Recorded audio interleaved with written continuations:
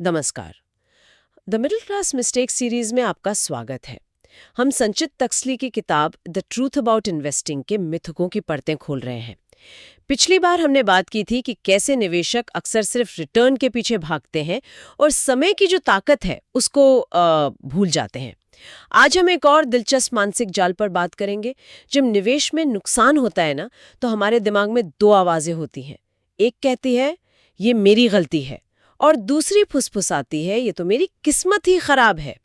आज हम जानेंगे कि ज्यादातर लोग दूसरी आवाज क्यों सुनते हैं और ये उन्हें आर्थिक रूप से नुकसान कैसे पहुंचाता है। तो ये है मिथक 26।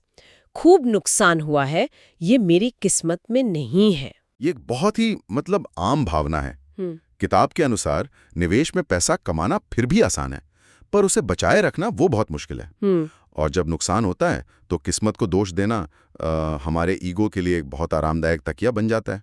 अपनी गलती मानने में तकलीफ होती है ना?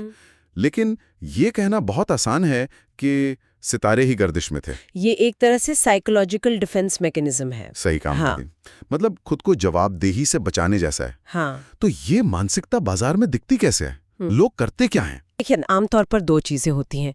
या तो वो नुकसान बुक करके बाजार से हमेशा के लिए बाहर हो जाते हैं, ये सोचकर कि शेयर बाजार एक जुआ है और मेरी किस्मत अच्छी नहीं है। हाँ। या फिर अगर वे टिके भी रहते हैं तो वे डर जाते हैं। वो कहावत है ना, दूध का जला छाछ भी फूक फूक कर पीता है। हाँ हाँ। वो सच हो जाती है। और वे अपना सारा पैसा एफडी या ऐसी ही कम जोखिम वाली जगहों पे डाल देते हैं जहां रिटर्न महंगाई को भी मात नहीं देख पाता। चलिए इसे एक उदाहरण से समझते हैं। मान लीजिए किसी ने एक आईटी स्टॉक में सिर्फ इसलिए पैसा लगाया क्योंकि सोशल मीडिया पर उसकी बहुत चर्चा थी और सब दोस्त वही खरीद रहे थे। फिर कुछ ही महीनों में वो स्टॉक 40% गिर गया। बिल्कुल। अब इस स्थिति में बुरी किस्मत कहना सबसे आसान रास्ता है, लेकिन किताब हमें एक फ्रेमवर्क देती है जो किस्मत के पर्दे के पीछे देखने में मदद करता है। बजाय ये कहने के कि किस्मत खराब थी, हमें कुछ सवाल पूछने चाहिए। नुकसान का असल कारण क्या था? क्या ये सिर्फ स्टॉक का गिरना था या मेरा वो भीड़ के पीछे भागने का फैसला? अपने फैसले की जिम्मेदारी लेना। और दूसरा कदम क्या होगा फिर? दूसरा कदम है रिसर्च। क्या मैंने निवेश करने से पहले उस कंपनी की बैलेंस शीट देखी थी?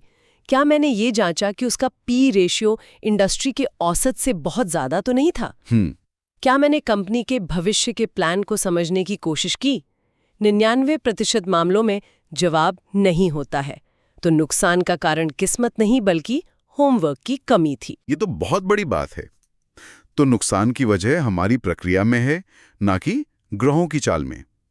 किताब में आगे के कदमों के बारे में क्या बताया गया है? तीसरा कदम है पैटर्न को पहचानना। क्या ये नुकसान एक बार हुआ है या मेरे साथ बार बार ऐसा ही होता है? अगर ये एक पैटर्न है तो इसका मतलब है कि मेरे निवेश करने के तरीके में ही कोई बुनियादी फंडामेंटल गड़बड़ है। अच्छा। और आखिरी और चौथा कदम है ज्ञान। किसी भी नतीजे पर पहुंचने से पहले क्या मैंने निवेश को समझने के लिए वाकई कोई मेहनत की है या मैं बस सुनी सुनाई बातों पर पैसा लगा रहा हूं? ये 4 कदम, फैसले को पहचानना, शोध करना, पैटर्न का विश्लेषण और ज्ञान हासिल करना, ये किस्मत के मिथक को तोड़ देते हैं। तो असल में नुकसान को किस्मत कहना सीखने की प्रक्रिया का दरवाजा बंद करने जैसा है। हर नुकसान एक ट्यूशन फीस की तरह है जो बाजार हमें कुछ सिखाने के लिए लेता है। अगर हम सीखेंगे ही नहीं तो हम बार बार वही फीस भरते रहेंगे। आपने बिल्कुल सही पकड़ा। देखिए, कभी कभी बाजार में वाकई अप्रत्याशित घटनाएं होती हैं, जिसे ब्लैक स्वॉन इवेंट कहते हैं, जहां नुकसान का कारण सिर्फ आपका फैसला नहीं होता। पर अहम बात ये पहचानना है कि 99% नुकसान ब्लैक स्वॉन की वजह से नहीं बल्कि खराब प्रक्रिया की वजह से होते हैं। तो आज की बातचीत का सार ये है कि निवेश में सफलता के लिए अच्छी किस्मत से ज्यादा अच्छी आदतें और एक तर्कसंगत प्रक्रिया जरूरी है। नुकसान को अपनी किस्मत का दोष देने के बजाय उसे अपनी गलतियों का आईना समझना चाहिए। और यहाँ सोचने के लिए बात छोड़ जाता हूँ, क्या हम किस्मत को दोष इसलिए देते हैं क्योंकि अपनी गलती स्वीकार करना ज्यादा मुश्किल होता है? शायद सफल निवेश सिर्फ वित्तीय रणनीति नहीं बल्कि भावनात्मक अनुशासन का भी खेल है। वाह, क्या कमाल की बात कही। और ये सीखने और अनुशासन वाली बात एक और दिलचस्प सवाल खड़ा करती है। क्या सिर्फ जानकारी इकट्ठा कर लेना ही काफी है या ज्ञान और बुद्धिमानी में कोई फर्क है? इसी पर हम अगली बार बात करेंगे जब हम मिथक 27 को समझेंगे। ज्ञान से बुद्धिमत्ता आती है। आप जानो, आपका काम जाने। सीखने का समय नहीं है। हमारे साथ इस सफर में बने रहने के लिए शुक्रिया। The middle class mistake series सुनते रहिए। जय गुरुदेव।